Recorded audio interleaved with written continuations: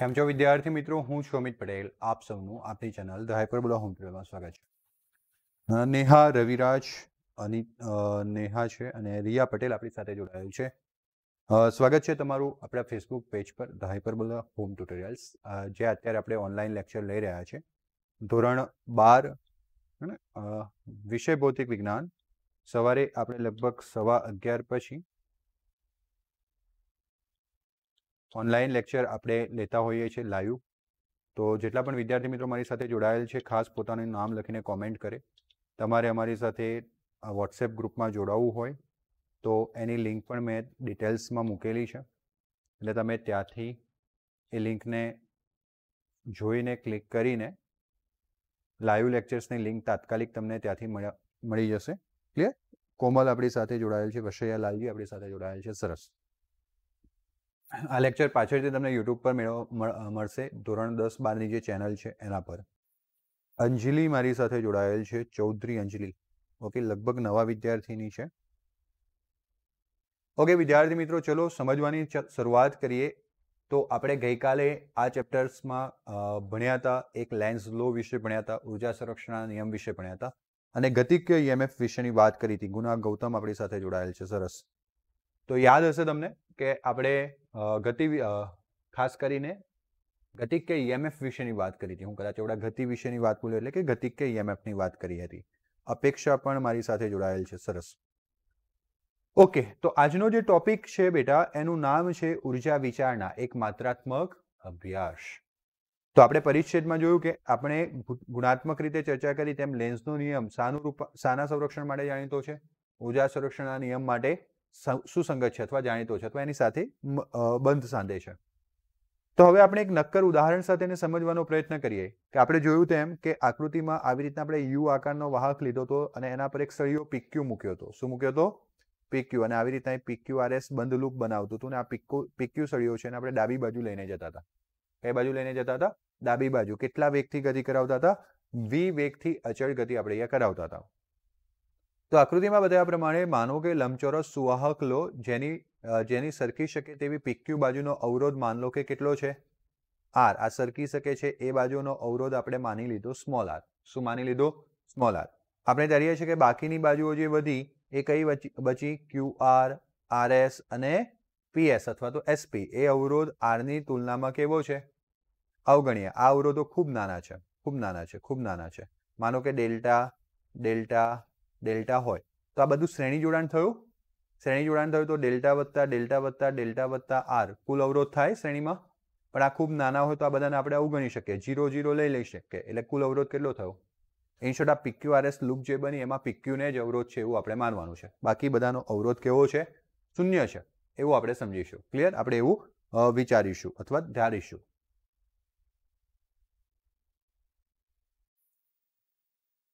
Okay, સરસ. 213માં second પેરેગ્રાફમાં second લાઇનમાં છે. Let's see. વેરી ગુડ ગુના ગૌતમ. 212, 213.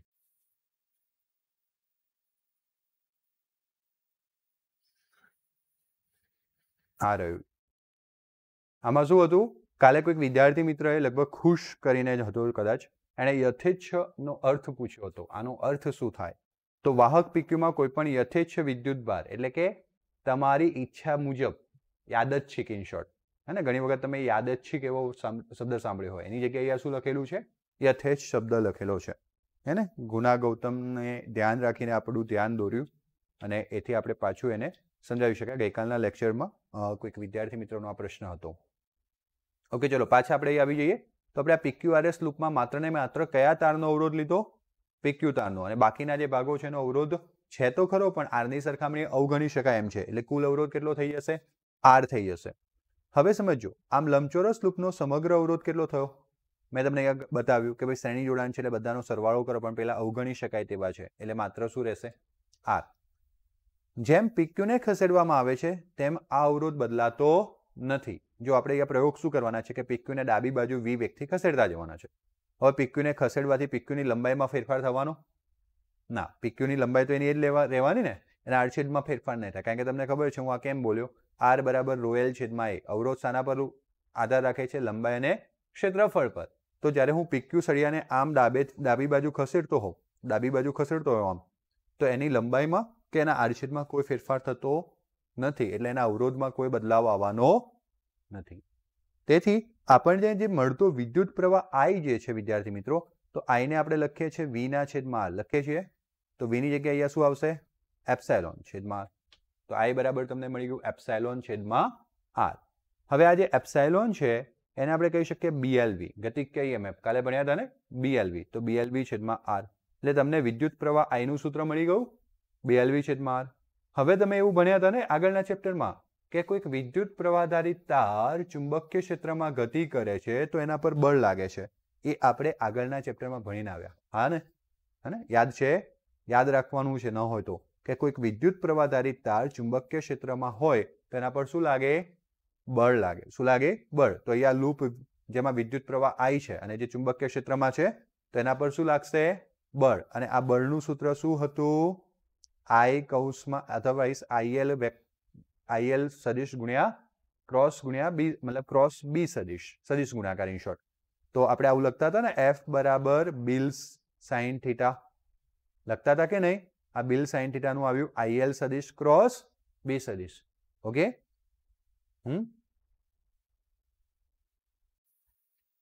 બે વાર પ્રવાહ ના આવે ને, એક જ વાર પ્રવાહ આવશે ને બેટા. IL સદિશ ક્રોસ B સદિશ, બે વાર પ્રવાહ તો નહીં આવે. ઓકે. તો IL સદિશ ક્રોસ B સદિશ જેનું આપણે મૂલ્ય લખીએ તો IL B સાઇન થીટા. આપણે આને આવી રીતના યાદ રાખવા માટે બિલ F બરાબર બિલ સાઇન થીટા યાદ રાખીએ છીએ. ક્લિયર? ચલો સરસ.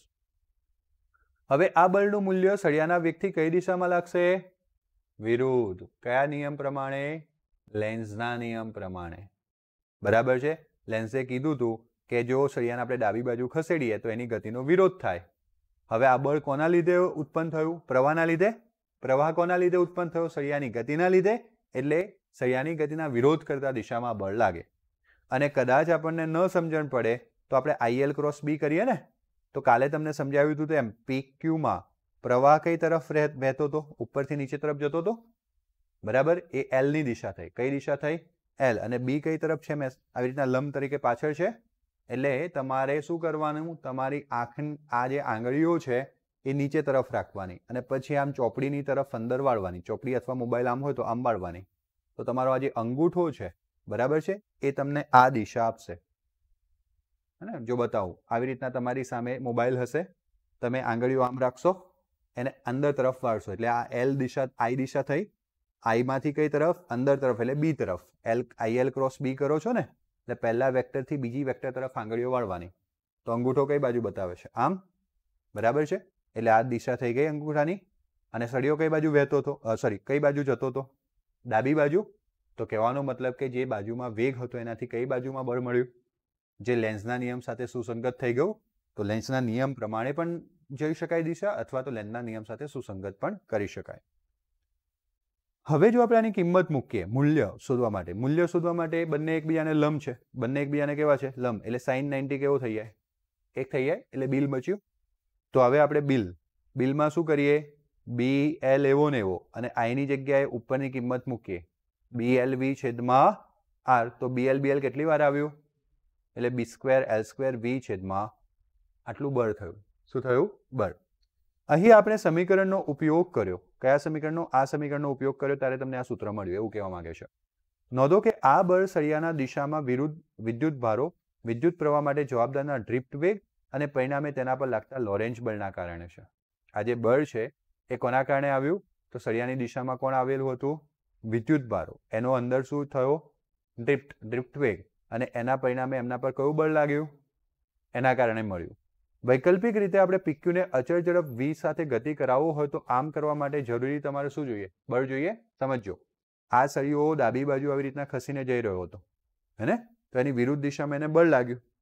પોતાના જ કારણે જે ચુંબકીય ક્ષેત્ર ઉત્પન્ન થયું એટલે પ્રેરિત પ્રવાહ ઉત્પન્ન થયો, એનો વિરોધ કરતું શું લાગ્યું? બળ. એટલે હવે આપણે સળિયાની આમ ગતિ ચાલુ રાખવી હોય તો આપણે વિરુદ્ધ દિશામાં એટલું જ બળ લગાવવું પડશે. અને જ્યારે આપણે વિરુદ્ધ દિશામાં એટલું જ બળ લગાવીએ તો આપણે કંઈક યાંત્રિક કાર્ય કરીએ અને એ યાંત્રિક કાર્ય પરથી આપણને પાવર મળે. શું મળે?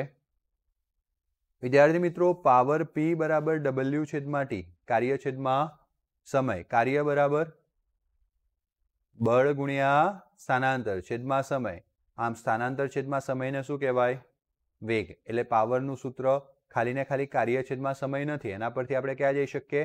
બળ ગુણ્યા વેગ. ધોરણ 11માં આવી ચૂકેલું છે કાર્ય ઉર્જા પાવરવાળા ચેપ્ટરમાં. પણ ન યાદ હોય તો આ 3 સમીકરણ યાદ રહી જાય.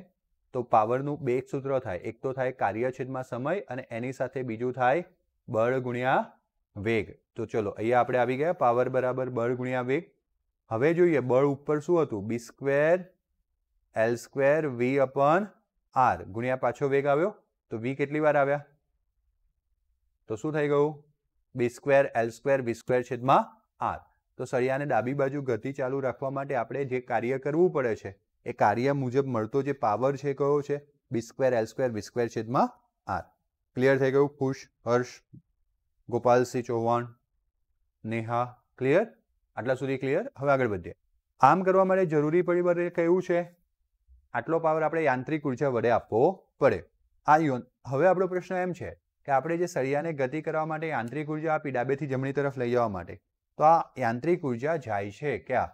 પ્રશ્ન એમ છે કે આ યાંત્રિક ઉર્જાનું કરવું શું? તો જવાબ એ છે કે તે જૂલ ઉષ્મા તરીકે વ્યય પામે છે. શાના તરીકે વ્યય પામે છે? જૂલ ઉષ્મા.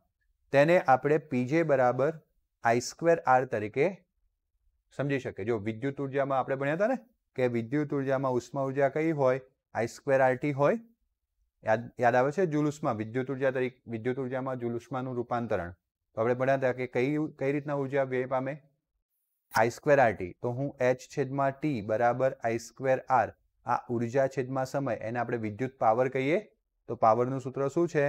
I²R. તો આ I² અને R પેલા PQ સળિયાનો અવરોધ સ્મોલ r લીધો તો આપણે. I નું સૂત્ર શું હતું? BLV/R. એનો શું છે? વર્ગ. તો b² L² V² છેદમાં R². અહીંયા R ગુણાકારમાં છે એટલે એક R ઉડી જશે તો નીચે શું વધ્યું? તો આ વિદ્યુત પાવર છે. કયો પાવર છે? જૂલનો જે લખેલો છે એટલે વિદ્યુત પાવર છે જે ઉષ્મા સ્વરૂપે રૂપાંતર પામે છે. અને આ યાંત્રિક પાવર છે જે તમે બળ ગુણ્યા વેગ વડે શોધી લાવ્યા. આ બંને પાવર એકબીજાને કેવા છે? સરખા છે. b² L² V² છેદમાં R. તો આ બતાવે છે કે બંને સમીકરણ સમાન છે, જે દર્શાવે છે કે તમે જે યાંત્રિક પાવર ખર્ચ્યો, સળિયાની ગતિ માટે જે યાંત્રિક પાવર ખર્ચ્યો એ પાવર જૂલ ઉષ્મામાં રૂપાંતરણ પામી ગયો. એક્ઝેક્ટલી સમજ પડી ગઈ? એટલે એક જાતની ઉર્જાનું બીજી જાતની ઉર્જામાં રૂપાંતરણ થયું આઈડિયલી. હે ને? અહીંયા બીજો આપણે કોઈ વ્યય બતાવ્યો નથી. તો કેટલા લોકોને સમજણ પડી ગઈ? આમ યાંત્રિક ઉર્જા કે જે ભુજા PQ એટલે કે વાયર PQ ને અથવા સળિયા PQ ને ખસેડવા માટે જરૂરી હતી તે વિદ્યુત ઉર્જા એટલે કે પ્રેરિત EMF અને પછી છેલ્લે શામાં રૂપાંતર પામી? ઉષ્મા ઉર્જામાં રૂપાંતરિત થઈ. પરિપથમાંથી વહન પામતા વિદ્યુતભાર અને ચુંબકીય ફ્લક્સમાં થતા ફેરફારો વચ્ચે એક રસપ્રદ સંબંધ પણ છે. વહન પામતો વિદ્યુતભાર અને બીજું કોણ? ચુંબકીય ફ્લક્સ. તો તમને ખબર છે કે ભાઈ એપ્સાયલોન બરાબર કયું સૂત્ર હતું? મૂલ્ય જ લઈએ, ખાલી મૂલ્ય લઈએ તો ΔΦ/ΔT. હને? અને બીજી વસ્તુ આપણે લઈએ તો એપ્સાયલોન એટલે વિદ્યુત સ્થિતિમાન. વિદ્યુત સ્થિતિમાન V નું સૂત્ર શું થાય? IR થાય. તો V બરાબર હું શું લઈ લઉં? V ની જગ્યાએ અહીંયા આપણે એપ્સાયલોન, જો વિદ્યુત સ્થિતિમાન V બરાબર આપણે IR લખીએ છીએ. V એટલે વિદ્યુત સ્થિતિમાન, એની જગ્યાએ આપણે અહીંયા પ્રેરિત EMF શું લખીએ છીએ? એપ્સાયલોન. I નો I, રેઝિસ્ટન્સ R ની જગ્યાએ આપણે અત્યારે સ્મોલ r લખ્યો. આ પણ એપ્સાયલોન, આ પણ એપ્સાયલોન. અહીંયા માઇનસ આવે પણ માઇનસ નિશાની દિશા બતાવે છે. આપણે અહીંયા મૂલ્ય સાથે મતલબ છે એટલે માઇનસ લખ્યો એટલે એમણે માનાંક લખ્યું છે. શું લખ્યું છે? હવે એનો મતલબ કે આ બંને સરખા છે તો હું IR બરાબર ΔΦB/ΔT લખી શકું. હવે વિદ્યુત પ્રવાહની વ્યાખ્યા તમને યાદ હશે, ΔQ/ΔT. યાદ છે? હે ને? Q/T લખતા હતા ને I બરાબર, તો ΔQ/ΔT. ΔT બંને બાજુથી ઉડી ગયો. મને ΔQ જોઈએ છે તો R નીચે જાય તો ΔQ બરાબર ΔΦB/ એટલે કે ચુંબકીય ફ્લક્સમાં થતા ફેરફારને R એટલે કે અવરોધ વડે ભાગી નાખવામાં આવે તો તે સળિયામાં વાહક વિદ્યુતભારમાં થતો જે ફેરફાર છે એ આપણે શું કરીએ? શોધી શકીએ. ઓકે, ક્લિયર થઈ ગયું આટલા સુધી બધાને? ચલો, તો સિમ્પલ થિયોરી છે, કોઈ જ વસ્તુ અઘરી છે નહીં.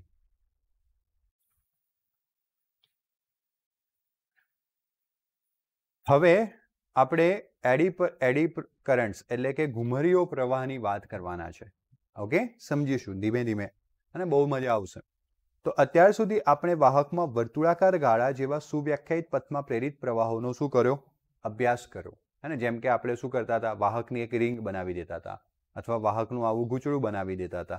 તો એમાંથી વિદ્યુત પ્રવાહને શું કરતા હતા? વહેવડાવતા હતા. વાહકના મોટા ટુકડાઓમાં પણ જ્યારે બદલાતા જતા ચુંબકીય ક્ષેત્રમાં મૂકવામાં આવે, માનો કે આ પ્લેટ છે અને આ પ્લેટ છે, આ પ્લેટને પણ હું જ્યારે બદલાતા જતા ચુંબકીય ક્ષેત્રમાં મૂકું છું ત્યારે એમાં પણ વિદ્યુત પ્રવાહ ઉત્પન્ન થાય. શું ઉત્પન્ન થાય?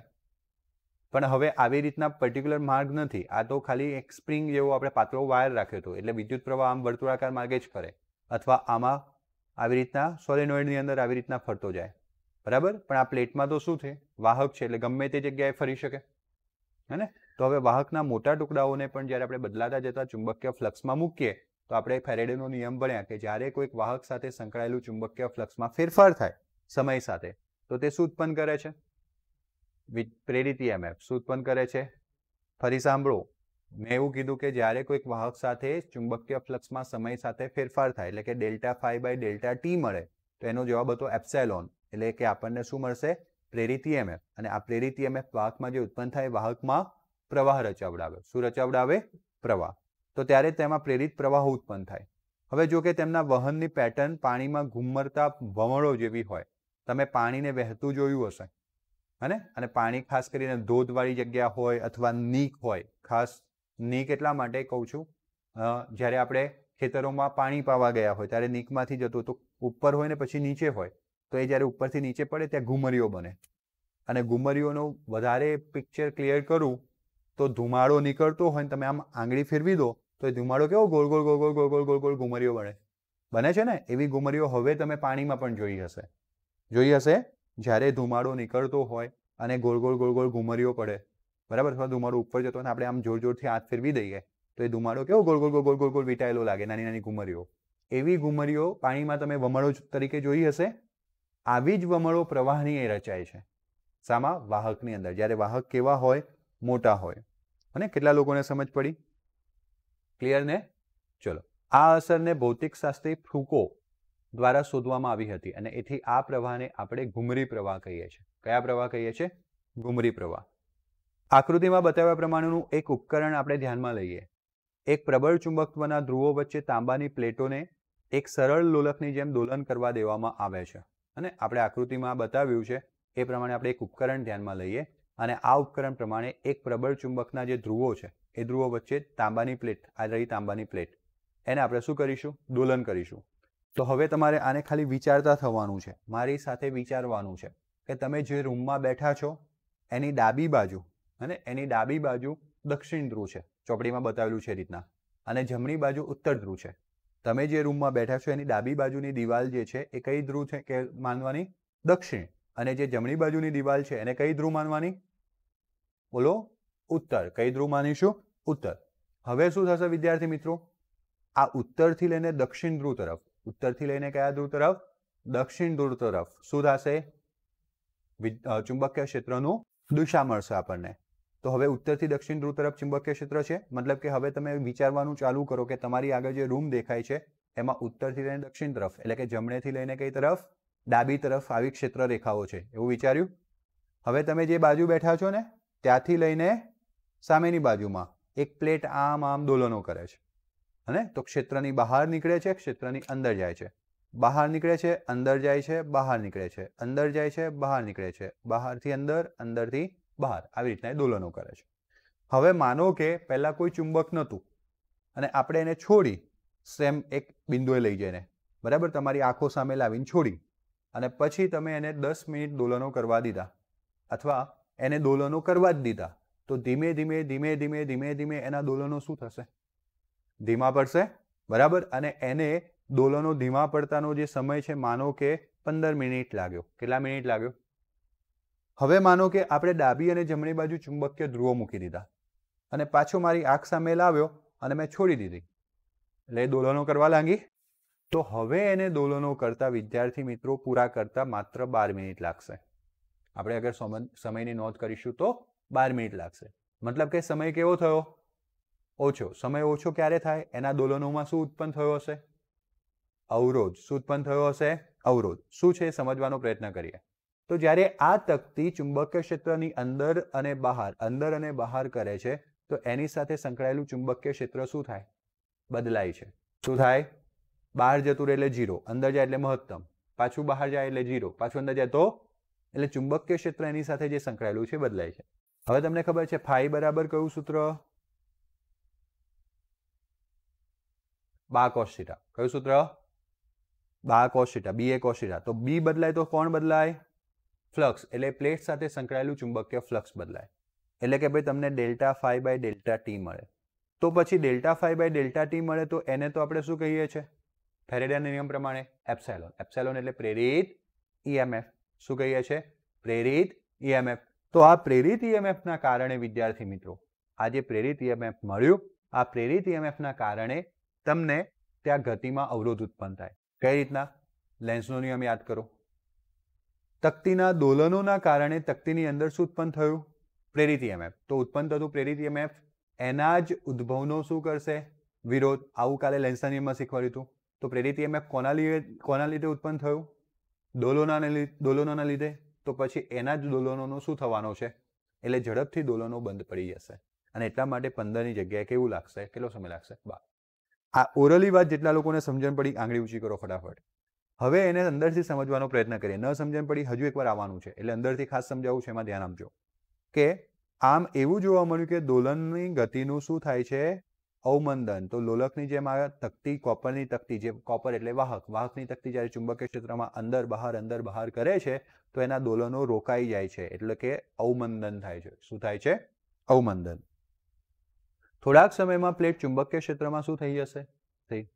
આપણે વિદ્યુત ચુંબકીય પ્રેરણના આધારે જે ફેરેડે આપણને સમજાવ્યું હતું એ ઘટનાને આધારે આપણે સમજાવી શકીએ આને. જેમ મેં તમને સમજાવ્યું, હવે ખાલી વાંચવાનું રહ્યું છે કે જ્યારે પ્લેટ ચુંબકીય ધ્રુવો વચ્ચેના વિસ્તારમાં પ્રવેશે છે અને બહાર નીકળે છે ત્યારે આ પ્લેટ સાથે સંકળાયેલું જે ચુંબકીય ફ્લક્સ છે એ સતત શું થાય છે? બદલાય છે. અને આ ફ્લક્સનો ફેરફાર પ્લેટમાં શું ઉત્પન્ન કરશે? પ્રવાહ પ્રેરિત કરશે. પણ હવે ધ્યાન આપજો હા, હવે વાહક સપાટી બહુ મોટી છે એટલે પ્રવાહ શું કરશે? આવા નાના ઉત્પન્ન થશે. એટલે આપણે આને ઘુમરી પ્રવાહ કહીએ છીએ. કયા પ્રવાહ કહીએ છીએ? ઘુમરી પ્રવાહ કહીએ છીએ. બરાબર? આવા ઘુમરી પ્રવાહ એડી કરન્ટ્સ ઉત્પન્ન કરે છે. જે પ્લેટ ધ્રુવો વચ્ચેના વિસ્તારમાં, જ્યારે પ્લેટ ધ્રુવો વચ્ચેના વિસ્તારમાં પ્રવેશે છે ત્યારે અને વિસ્તારમાંથી બહાર જાય છે ત્યારે આ પ્રવાહોની દિશા કેવી હોય? કારણ કે જ્યારે તે પ્રવેશે છે ત્યારે શૂન્યમાંથી મહત્તમ ફ્લક્સ થાય છે અને જ્યારે તે બહાર નીકળે છે ત્યારે મહત્તમથી શૂન્ય થાય છે. એટલે ફ્લક્સનો જે ફેરફાર છે એ ઉલટાતો હોય છે. બરાબર? અને એટલા માટે પ્રવાહની દિશા પણ શું થાય છે? ઉલટાઈ જાય છે. હવે આપણે શું કરીએ કે આકૃતિ 2માં બતાવ્યા પ્રમાણે આપણે અંદર ખાંચા પાડી દીધા. શું પાડી દીધા? ખાંચા. મતલબ કે આ પ્લેટ હતી, આ વિદ્યુત પ્રવાહને આમ વહેવું હતું. બરાબર છે? અને આપણે થોડું મોટું કરીને બતાવ્યું એવું સમજો. પણ વચ્ચે આવી રીતના ખાંચો આવી ગયો તો હવે આ વિદ્યુત પ્રવાહને શું કરવું પડશે? અહીંયાથી આમ પાછું વળી જવું પડશે. આ બાજુના વિદ્યુત પ્રવાહને અહીંયાથી આમ પાછું વળવું પડશે. એટલે અંદરનો વિદ્યુત પ્રવાહ આ ભાગમાં શું થયો? ઘટી ગયો. અને વિદ્યુત પ્રવાહ લાંબા માર્ગે જાય તો કેવો બની જાય? નબળો. કેવો બની જાય? નબળો. આમ નાના માર્ગે ગોળ ગોળ ફર્યા કરે તો એની અસર કેવી થઈ જાય? તીવ્ર. સ્વાભાવિક વસ્તુ છે ને કે તમે ઘરમાં અહીંયા આજુબાજુ સિટીમાં આટા મારો ચાલતા તો કંઈ વાંધો ના આવે. પણ તમને એકવાર બરોડા ચાલતા મોકલ્યા હોય પાછા લાવ્યા હોય તો 50 કિલોમીટર ચાલતા જાઓ, 50 કિલોમીટર પાછા આવો તો કેવી હાલત થાય આપણને ખબર પડી ગઈ ને? તો આવું થયું. આપણે એડી કરન્ટ્સ માટે જ્યારે આપણે આ ખાંચા મારી દીધા, કોપરની પ્લેટમાં શું કર્યું? ખાંચા પાડ્યા. તો આ પ્રવાહોને હવે આવા લાંબા માર્ગે વહન પામવું પડે. લાંબા માર્ગે એ આપેલું છે ને, એડી પ્રવાહને હવે લાંબુ વહન પામવું પડે. એટલે એડી પ્રવાહ કેવો થઈ જાય? નબળો થઈ જાય. કેવો થઈ જાય? નબળો. તો આપણે તમને વાત કરી તેમ કે અગર ચુંબકીય ક્ષેત્ર ન લાગુ પાડેલું હોય તો 15 સેકન્ડમાં, માનો કે એક ઉદાહરણ લઈએ, એમાં 15 સેકન્ડમાં દોલનો બંધ થઈ જાય. અને જો ચુંબકીય ક્ષેત્ર લાગુ પાડેલું હોય તો 12 સેકન્ડમાં. પણ હવે જ્યારે ચુંબકીય ક્ષેત્ર લાગુ પાડેલું છે અને પ્લેટમાં ખાંચા પાડેલા છે તો 13.5 સેકન્ડમાં. 15 કરતાં તો વહેલા થશે જ કારણ કે એડી પ્રવાહ છે. પણ પહેલા કરતાં એડી પ્રવાહ ઘટી ગયો એટલે સમય વધી ગયો. 12ની જગ્યાએ કેટલો થઈ ગયો? 13.5. તો એને આપણે સમજવાનો પ્રયત્ન કરીએ કે આકૃતિમાં બતાવ્યા પ્રમાણે કોપર પ્લેટમાં લંબચોરસ ખાંચા પાડવામાં આવે તો આ જે એડી પ્રવાહો છે, ઘુમરી પ્રવાહો જે છે, એના વહન માટે ઉપલબ્ધ વિસ્તાર ઓછો થઈ જાય છે અને આમ છિદ્ર અથવા ખાંચા ધરાવતી લોલકની પ્લેટ અવમંદનમાં શું થાય છે? ઘટાડો. એટલે જે પેલું 12 સેકન્ડ દોલન થયું હતું એની જગ્યાએ હવે 13.5 સેકન્ડ વધારે સમય સુધી દોલન થશે, કારણ કે અવમંદન જે છે શું થયું? ઘટાડો થયો, ઘટી ગયું.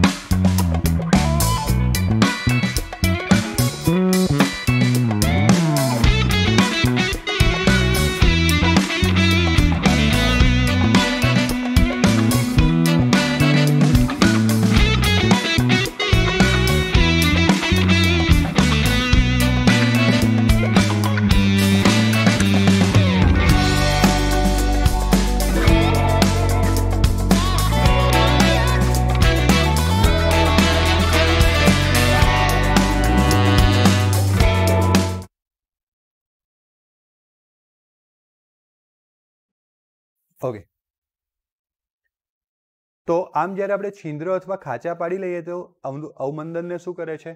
ઘટાડી દે છે અને પ્લેટ વધુ મુક્તપણે ઝૂલે છે. એટલે જે મેં ઉદાહરણ આપ્યું તેમાં કીધું હતું કે જો ખાંચા ના પાડેલા હોય ને 12 સેકન્ડે મતલબ કે 12 મિનિટે અવમંદન થઈ જતું હતું, એની જગ્યાએ હવે 13.5 મિનિટ સુધી અવમંદન થશે. મતલબ કે બહુ ઝડપથી ઝૂલશે, ઇનશોર્ટ મુક્તપણે ઝૂલશે. એટલે આપણે શું સમજ્યા કે એડી પ્રવાહો રચાય ખરા જ્યારે વાહક કોઈક બદલાતા જતા ચુંબકીય ક્ષેત્રમાં હોય તો શું રચાય? એડી પ્રવાહ. તો હવે આપણે આ એડી પ્રવાહની અસર ઘટાડવી હોય તો અંદર શું પાડવા પડે? ખાંચા પાડવા પડે. શું પાડવા પડે? ખાંચા. નોંધો કે પ્રેરિત પ્રવાહોની ચુંબકીય ચાકમાત્રાઓ, જે પ્રેરિત વિદ્યુત પ્રવાહો છે એમની જે ચુંબકીય ચાકમાત્રાઓ છે તે ગતિનો શું કરે છે? વિરોધ કરે છે. અને પ્રવાહો દ્વારા ઘેરાતા ક્ષેત્રફળ પર તે શું કરે છે? કારણ કે જો ચાકમાત્રાઓ વિરોધ કરે તો ચાકમાત્રાનું સૂત્ર હતું M બરાબર IA. જેટલું ક્ષેત્રફળ વધારે એટલો ચાકમાત્રા વધારે, ને એટલો ચાકમાત્રા વધારે તો એટલો વિરોધ વધારે. એટલે આપણે પછી શું કર્યું? ખાંચા પાડી દીધા. ખાંચા પાડી દીધા એટલે ક્ષેત્રફળમાં શું થઈ ગયો? ઘટાડો. શું થઈ ગયો? ઘટાડો. ક્ષેત્રફળમાં ઘટાડો થાય એટલે ચુંબકીય ચાકમાત્રા ઘટે. ચુંબકીય ચાકમાત્રા ઘટે તો વિરોધ પણ શું થાય? ઘટી જાય. એટલે પેલી પ્લેટ જે છે મુક્તપણે ઝૂલી શકે. આ હકીકત ટ્રાન્સફોર્મરના ગર્ભભાગમાં, એક મિનિટ,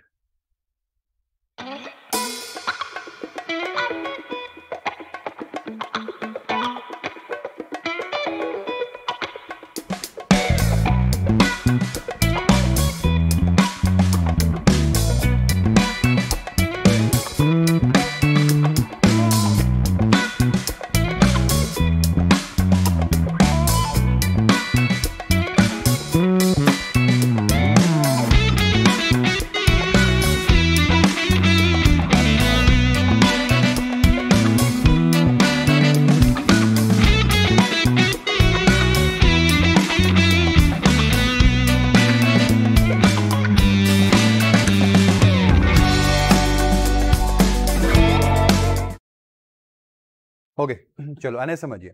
આ હકીકત ટ્રાન્સફોર્મરના ગર્ભભાગમાં, ધાતુના ગર્ભભાગમાં ઘૂમરી પ્રવાહ ઘટાડવામાં મદદરૂપ થાય છે. અને મારી જોડે એક નાનકડું ટ્રાન્સફોર્મર છે. અવમંદન એટલે દોલનોને ધીમા પડવા જે હોય એને અવમંદન કહેવાય. અપેક્ષાનો પ્રશ્ન છે કે અવમંદન એટલે શું? દોલનો ધીમા પડી જવાય એને શું કહેતા હોય છે? અવમંદન. હવે તમે આ ટ્રાન્સફોર્મરમાં જોઈ શકો, આ ટ્રાન્સફોર્મર નાનકડું ટ્રાન્સફોર્મર છે. બાકી ડીપી પણ એક ટ્રાન્સફોર્મર કહેવાય. ડીપી એટલે આપણે સોસાયટીના નાકે મૂકીએ તે, બરાબર. આવા નાના નાના ટ્રાન્સફોર્મર ઘણી બધી જગ્યાએ વપરાતા હોય છે, બરાબર. પંખાની મોટર્સમાં પણ વપરાતા હોય છે. તો તમે જોઈ શકો કે આ વાઇન્ડિંગ છે. આ ઉપરના જે બે ભાગ છે વાઇન્ડિંગ છે. અને વાઇન્ડિંગ એટલે અંદર વાયરો, પેલા તમે પંખાની મોટરમાં કેવું જોયું હશે, કોપરના વાયરોના ઘણા બધા કૂચરાઓ હોય, બરાબર. તો એ હોય. હવે આપણે ઘરમાં કયો પ્રવાહ આવે છે? એસી પ્રવાહ આવે છે. કયો પ્રવાહ આવે છે? એસી પ્રવાહ આવે છે. ઓકે, મેં એ પણ ચેક કર્યું કે તમને કમ્પ્લીટ ક્લિયર દેખાતું હતું કે નહીં. તો એસી પ્રવાહ આવે છે. એસી પ્રવાહ જ્યારે ગુચરામાંથી પસાર થશે એટલે ત્યાં પ્રવાહ સતત બદલાતો રહેશે. તો ગુચરાની અંદર ચુંબકીય ક્ષેત્ર ઉત્પન્ન થશે, એ પણ સતત બદલાતું રહેશે. હવે આ ગુચરાની અંદર આપણે કોર ભાગમાં ધાતુ મૂકેલી છે, હે ને?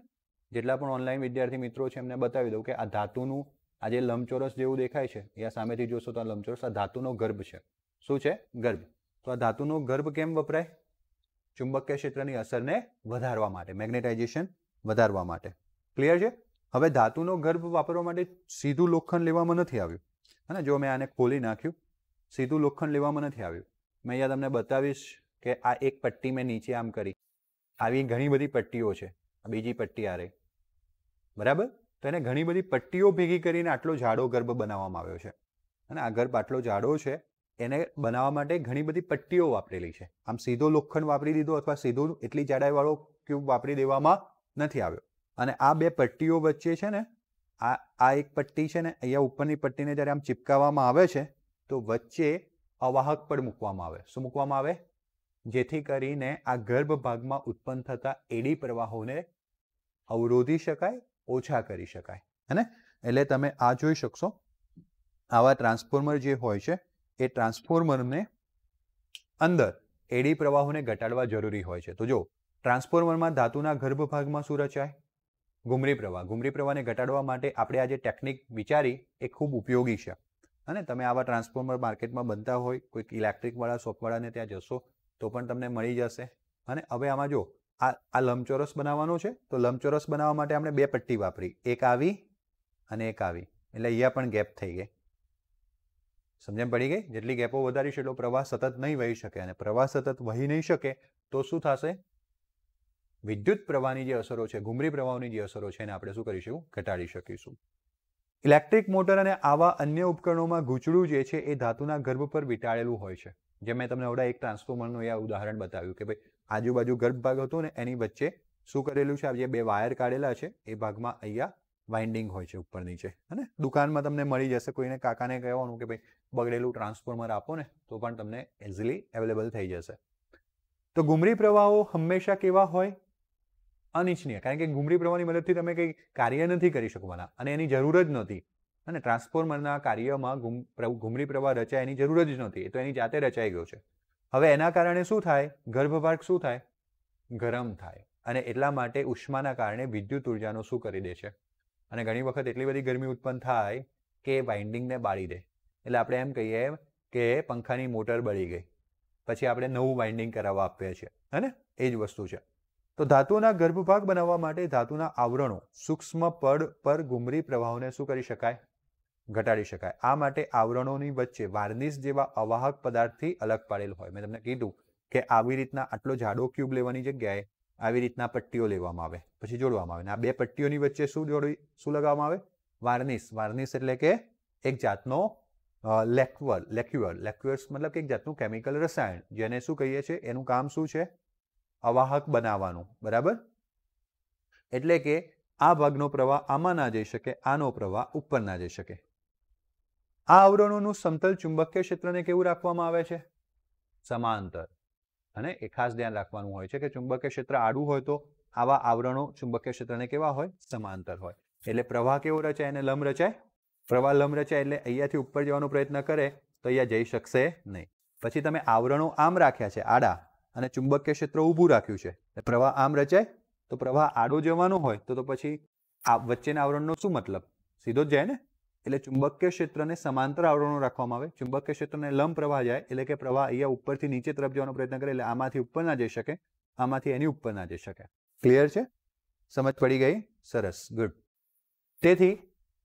જેથી તેઓ ઘુમરી પ્રવાહના પથો કાપી શકે છે.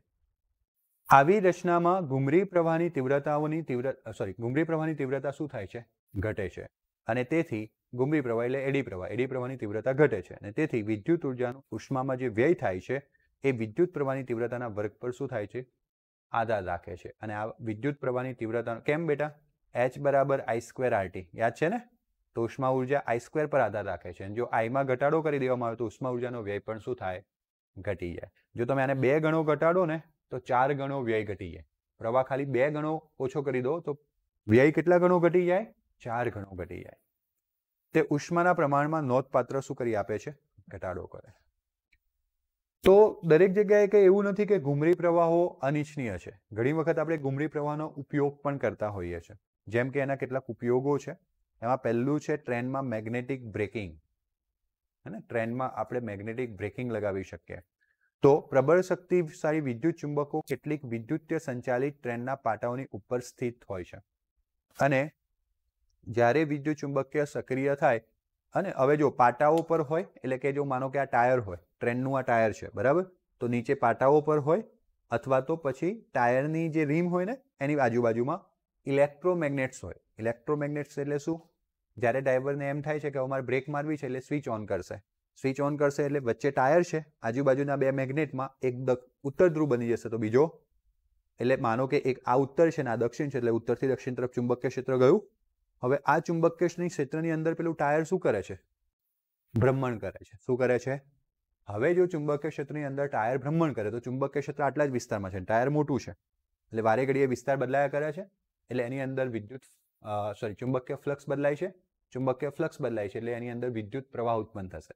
હવે આ ટાયર જે છે તો વાહક છે, તો વાહકની અંદર મોટો વાહક હોય, તાર હોય તો ઠીક છે કે ગુચરામાં પ્રવાહ વહે, પણ મોટો વાહક હોય તો પ્રવાહ કયા સ્વરૂપે વહે છે? ઘૂમરી પ્રવાહ સ્વરૂપે વહે છે. અને લેન્ઝે શું શીખવાડ્યું? જેના લીધે પ્રવાહ ઉત્પન્ન થાય તે તેનો જ. તો કોના લીધે પ્રવાહ ઉત્પન્ન થયો? નહીં, ચુંબકના લીધે નહીં. ચુંબકના ચુંબકીય ક્ષેત્રની અંદર પેલા પૈડાની ગતિના લીધે. તો પૈડાની ગતિના લીધે પૈડાની અંદર શું ઉત્પન્ન થયું? એડી પ્રવાહ, ઘૂમરી પ્રવાહ. અને એટલા માટે એ પૈડાની ગતિનો શું કરશે? એટલે ધીમે ધીમે પૈડાની ગતિ કેવી થશે? ધીમી થશે ને બ્રેક વાગી જશે.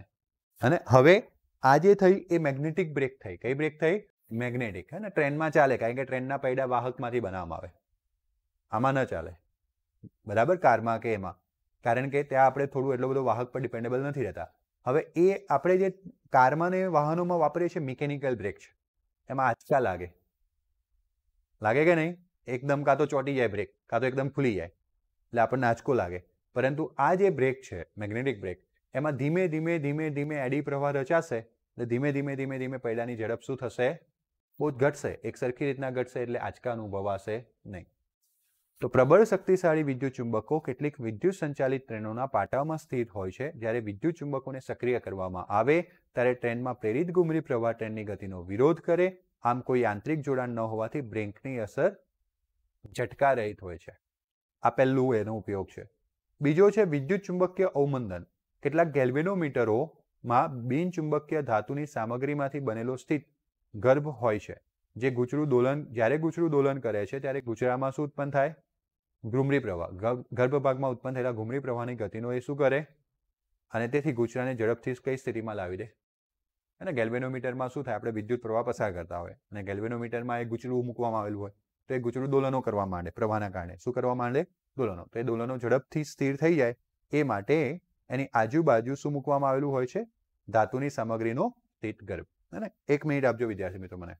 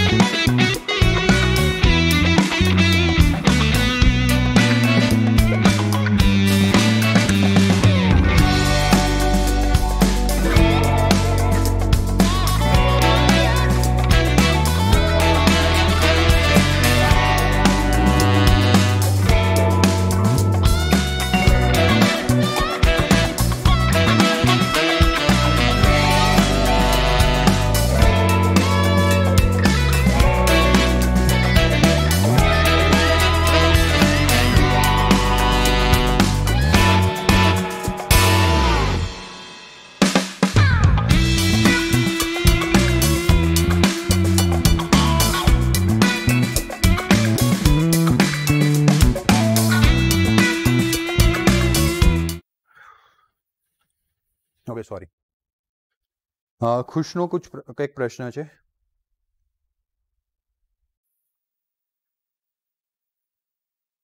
ટ્રાન્સફોર્મર શાનું છે? ટ્રાન્સફોર્મર એકચ્યુઅલીમાં જનરલી મોટર્સનું છે એવું પર્ટિક્યુલર ફિક્સ નથી કે આ શાનું છે. અને મારી જોડે બી ભાઈ કેટલા 5 વર્ષોથી પડ્યું છે. હું 5 વર્ષોથી આ ટ્રાન્સફોર્મર બતાવું છું. અને મને બી કોઈ જગ્યાએથી આપ્યું હતું. એટલે એક છોકરીના પેરેન્ટ્સ ઇલેક્ટ્રિશિયન હતા. તો જ્યારે હું એને 12માં ભણાવતો ત્યારે ઘરેથી લઈને આવી હતી. અને મેં 5 વર્ષથી સાચવી રાખ્યું છે. એના માટે મેં ડબ્બો બી રાખ્યો છે. કારણ કે ખોવાઈ ના જાય ને, તમારા જેવા વિદ્યાર્થીઓને બતાવવું પડે. ચલો, ખુશનો બીજો એક પ્રશ્ન છે કે મેગ્નેટિક ટ્રેનમાં વિદ્યુત પ્રવાહ યુઝ થાય કે મેગ્નેટિક ફિલ્ડ જ હોય? ઓકે, ખબર નહીં તું કઈ વેમાં છું, પણ મેગ્નેટિક ટ્રેનમાં એકચ્યુઅલીમાં મેગ્નેટિક ટ્રેનમાં શું છે? આ એકચ્યુઅલી છે ને મેગ્નેટિક બ્રેકિંગ છે, મેગ્નેટિક ટ્રેન નથી. પહેલાં તો એ વસ્તુ. તો ટ્રેન બે રીતની હોય. એક તો પેલું વિદ્યુત પ્રવાહથી ચાલતી હોય, કોલસાથી ચાલતી તો બંધ થઈ ગઈ છે, ડીઝલથી ચાલતી બંધ થઈ ગઈ છે એન્જિનોથી. લગભગ હવે આપણે વિદ્યુત પ્રવાહ એનાથી સંચાલિત જે ટ્રેન છે એ આપણે અત્યારે યુઝ કરતા હોઈએ છીએ. અને બીજી છે એક મેગ્નેટિક ટ્રેન હોય છે. મેગ્નેટિક ટ્રેનમાં ખાલી ટેકનોલોજી એ છે કે પાટાને અડકતી નથી. બાકી એમાં વિદ્યુત તો વપરાય, કારણ કે વિદ્યુત એમાં છે ને પેલા નથી હોતા, પરમેનન્ટ મેગ્નેટ નથી હોતા, કાયમી ચુંબક નથી હોતા, નહીં તો ચીપકી ના જાય. આપણે ક્યારે એને બંધ કરવી ચાલુ કરવી હોય તો આપણે મેગ્નેટ બનાવવું પડે ને, ત્યારે આપણે એને ઇલેક્ટ્રોમેગ્નેટ્સ વાપરીએ છીએ. એટલે ત્યાં વિદ્યુત પ્રવાહ જ્યારે પસાર કરવામાં આવે ત્યારે શું ઉત્પન્ન થાય? મેગ્નેટ બની જાય. અને એ પછી મેગ્નેટ બને એ રીતના એ ચાલ્યા કરે. ક્લિયર છે? ઓકે, ચલો હવે સમજીએ. અને આ મેગ્નેટિક બ્રેકિંગ છે, એટલે કે કોઈ પણ ટ્રેનમાં આપણે મેગ્નેટિક બ્રેકિંગ રાખી શકીએ, કારણ કે આપણે વિદ્યુત પ્રવાહની મદદથી તો ટ્રેનને ચલાવતા હોઈએ. એટલે એના બે છેડા ખાલી ને ખાલી ક્યાં પહોંચાડવાના છે? આપણા ઘરમાં બધી જગ્યાએ લાઇટ હોય ને ખૂણામાં બલ્બ લઈ જવો હોય તો ખાલી છેડા જ લંબાવવાના રહે ને, એવા ને એના જેવું છે. ઓકે, ચલો આગળ વધીએ. તો આપણે આ ગેલ્વેનોમીટરની વાત પણ શું કરી? કમ્પ્લીટ કરી. હવે પ્રેરણ ભઠ્ઠી. પ્રેરણ ભઠ્ઠી એટલે ઇન્ડક્શન ફર્નેસ. ઇન્ડક્શન ફર્નેસના ઉપયોગથી આપણે ઉચ્ચ તાપમાન ઉત્પન્ન કરી શકીએ છીએ અને એના ઘટક ધાતુઓને પીગાળીને મિશ્ર ધાતુ તૈયાર કરી શકીએ છીએ. જ્યારે તમારે મિશ્ર ધાતુ બનાવવી હોય તો ધાતુઓને પીગાળવી પડે. ધાતુને શું કરવી પડે? અને જનરલી હું તમને કેમેસ્ટ્રીમાં ભણાવીશ કે ડી વિભાગના જે તત્વો છે, અત્યારે ડી વિભાગવાળું ચેપ્ટર ચાલે જ છે, તો એ તત્વો મિશ્ર ધાતુઓ વધારે બનાવે છે. અને એ તત્વો જે છે, એ જે ધાતુઓ છે, એમનું ગલનબિંદુ ખૂબ ઊંચું છે. કેવું છે? ઊંચું. અને ઊંચું ગલનબિંદુ હોય તો પછી એમને તપાવવું, એમને ગરમ કરીને પીગાળવી મુસીબત જેવું કામ છે ને. એટલે શું કરવું પડે? તાપણું કરાય નહીં, તાવડો લઈને બેસાય નહીં. એટલે આપણે શું કરીએ? એક ફર્નેસ બનાવીએ. ફર્નેસ એટલે કેવું? એની આજુબાજુ લોખંડની એક મતલબ ફર્નેસ એટલે કે કન્ટેનર જ કહેવાય ઇન શોર્ટ.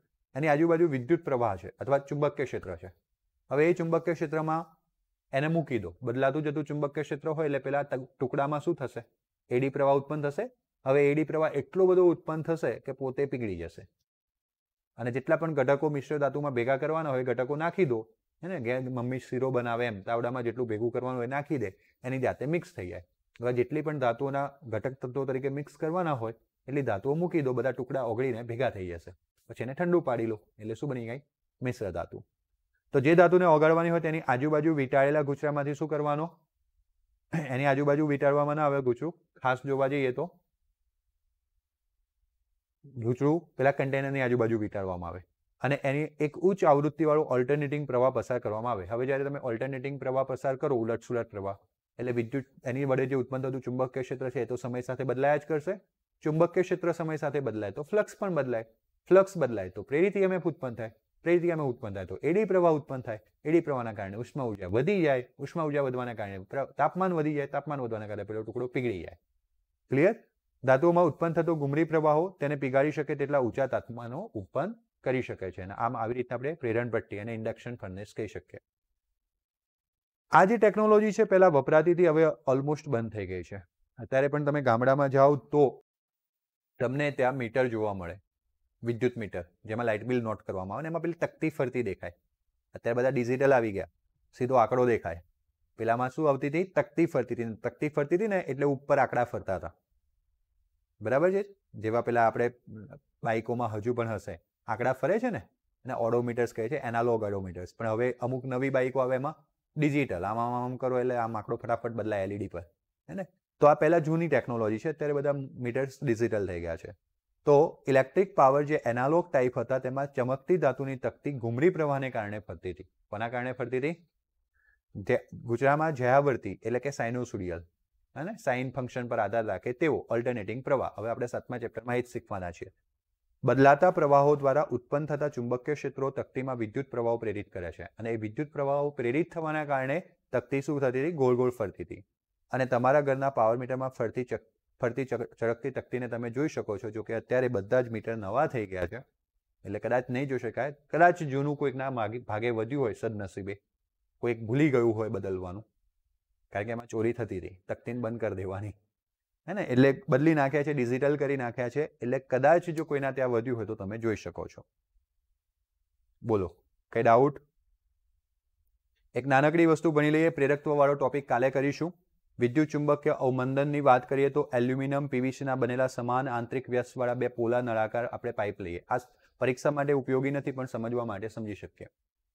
એને રિસ્ટોર સ્ટેન્ડ પર ક્લેમ્પ વડે ઊભા રાખો. પાઇપમાં આંતરિક વ્યાસ કરતાં નાના વ્યાસવાળું ચુંબક લો અને તેને દરેક પાઇપમાં એવી રીતે પડવા દો કે ચુંબક તેના પતન દરમિયાન પાઇપની બાજુને સ્પર્શે નહીં. પાઇપ લેવાની છે બડી મોટી અને એમાં નાનકડું ચુંબક પતન કરાવવાનું છે.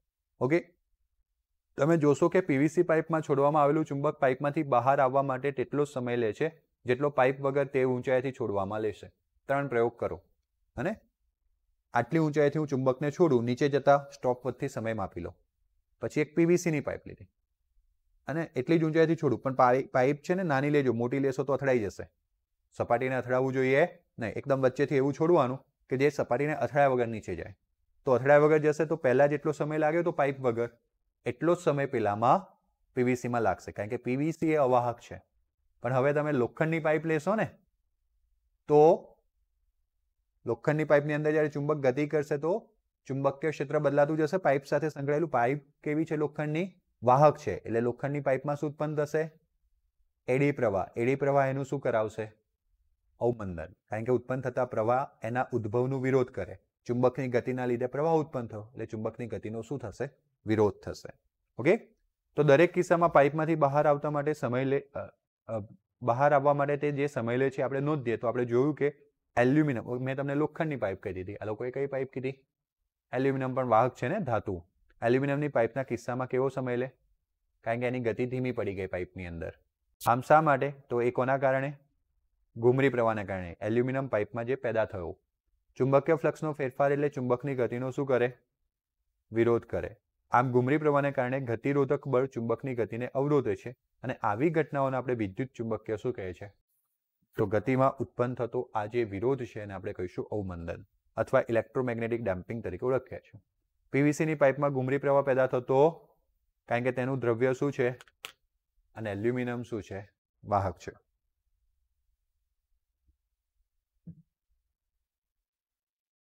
ઓકે, વાત તારી સાચી છે. હને, હું ભલે લોખંડ બોલ્યો પણ લોખંડમાં ના થાય પ્રયોગ.